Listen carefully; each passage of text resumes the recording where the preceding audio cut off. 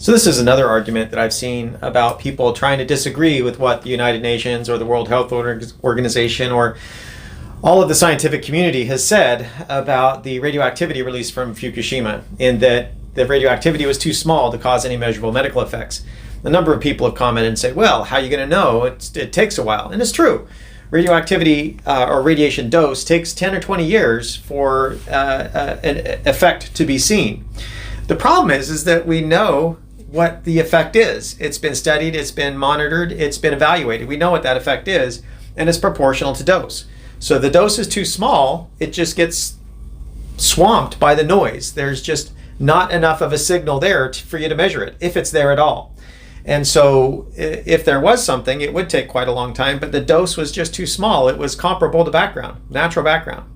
Everything is now, always has been, always will be radioactive. And so we're always getting radiation from the environment around us, from the earth, from outer space, from the air you breathe, from the food you eat.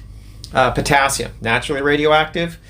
It's essential to life, always has been, probably always will be. So it is known, the effects of radiation. It's very well studied. It's been studied extensively. It's probably one of the most studied carcinogens that are out there.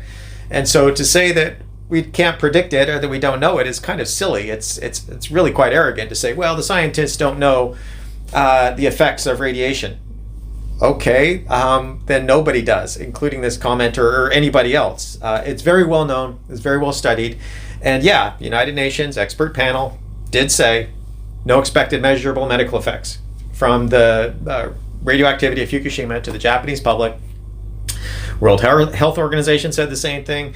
The scientific community came out and said, yeah, the dose is too small.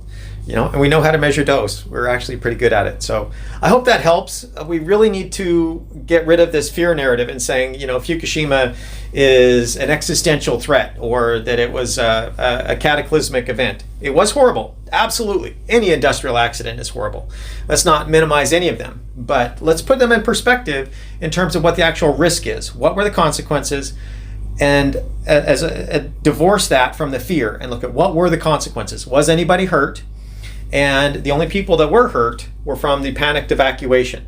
So it kind of should contextualize the level of fear that we have as opposed to the level of risk that's posed by nuclear energy. I hope that helps. I keep trying. We'll see. Have a good day. Thanks for watching. Bye.